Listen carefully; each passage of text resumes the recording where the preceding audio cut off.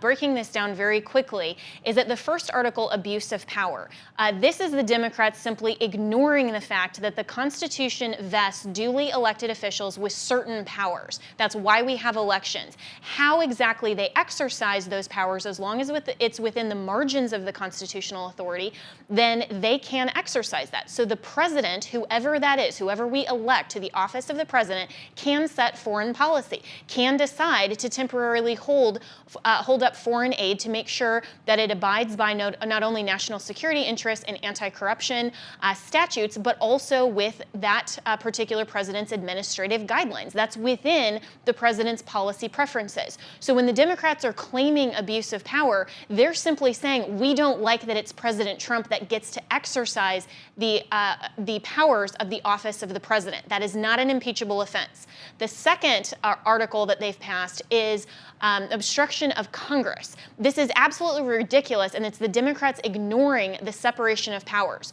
They are co-equal branches. We have two political branches, Congress and the executive.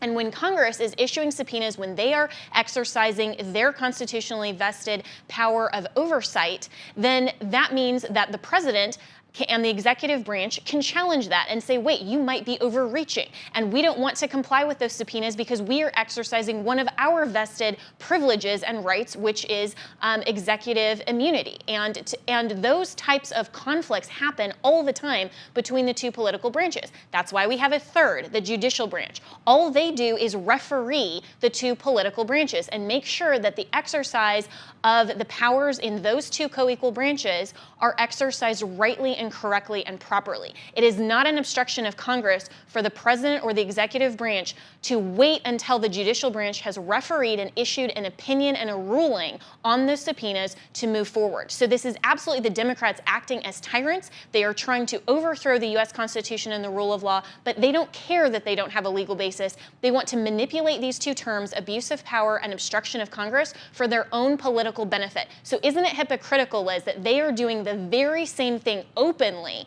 that they are actually accusing President Trump of? They are the ones that should be impeached.